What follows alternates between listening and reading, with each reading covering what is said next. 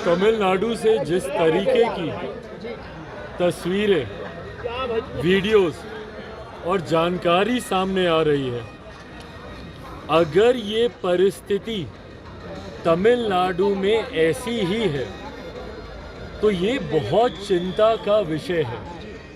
उन तस्वीरों की, उन वीडियोस की मैं पुष्टि नहीं करता हूँ, पर ये जांच का विषय है।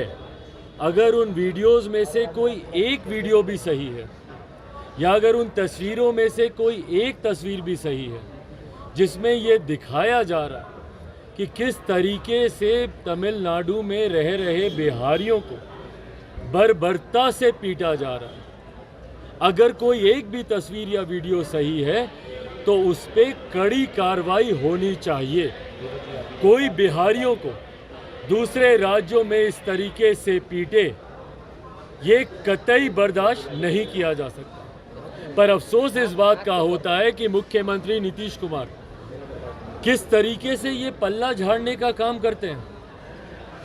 आपने अपने अधिकारियों को निर्देशित कर दिया कि भाई तुम वहाँ के अधिकारियों से जानकारी ले लो।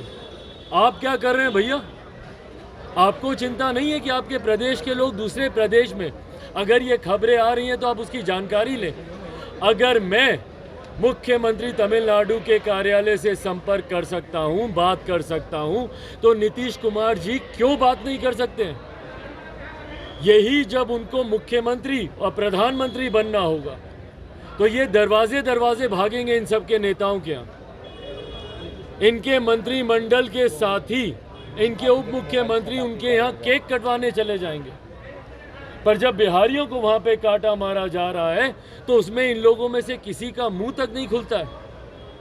और इनके अधिकारी भैया मुख्यमंत्री जी से भी और 2 कदम आगे बढ़कर बोलते हैं, 2 घंटे नहीं लगे उनको, 2 घंटे में वो जानकारी देते हैं कि हमारी वहां के अधिकारियों से बात हो गई और उन्होंने कहा कि भैया ये तमाम भ्रामक बातें, ऐसा कुछ नहीं हो रहा है। उन्होंने कहा और आपने मान लिया। भाई कल को कोई हत्यारा बोलेगा कि भैया मैंने हत्या नहीं की, तो बिहार पुलिस बोलेगी हाँ नहीं की। क्यों? क्योंकि उसने बोला कि उसने हत्या नहीं की। इस काम के लिए है बिहार की पुलिस। जांच नहीं करेंगे ये लोग, कार्रवाई नहीं करेंगे ये लोग। किस तरीके से इतने हल्के में ये बयान दे दिया गया बिहार पुलिस के द्वारा और वरिष्ठ अधिकारियों के द्वारा कि हमारी बात हो गई है, और उन्होंने कहा कि ऐसा कुछ नहीं है। बिना कोई जांच दल भेजे, बिना मुख्यमंत्री नीतीश से संपर्क साधे, इतने हल्के में इस विषय को लिया जा रहा है। और चलिए अगर ये भ्रामक भी है, भाई इन्हीं लोगों की मैं बात मान लेता हूं, संसद में खड़े होकर इन लोगों ने बयान दिया है ना, ये भ्रामक बातें हैं। अगर ये भ्रामक भी है तो क्या उन लोगों के ऊपर कार्रवाई नहीं होनी चाहिए जो भारतीयों के बीच भेदभाव की भावना उत्पन्न कर रहे हैं? क्या उन शरारती तत्वों के ऊपर, इनको ये लोग शरारती कह रहे हैं, ये असामाजिक तत्व हैं भैया, जो अलगाववाद पैदा कर रहे हैं, जो भारत की एकता अखंडता के ऊपर दाग लगाने का काम कर रहे हैं? क्या इन लोगों को चिन्हित नहीं किया जाना चाहिए? जो बिहारियों और तमिलियंस के बीच में भेदभाव पैदा कर रहे हैं, जो नॉर्थ इंडियन और साउथ इंडियंस के बीच में भेदभाव पैदा कर रहे हैं, उनको कौन चिन्हित करेगा भैया? उन पे कौन जांच करेगा? तो कारण जो भी हो भैया, ये भ्रामक है तो भी उन लोगों को चिन्हित करना चाहिए। आप शांति से नहीं बैठ सकते मुख्यमंत्री नीतीश कुमार जी।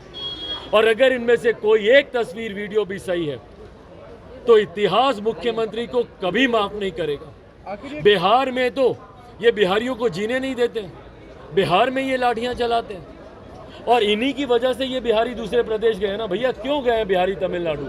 शौक से गया क्या कोई बिहारी?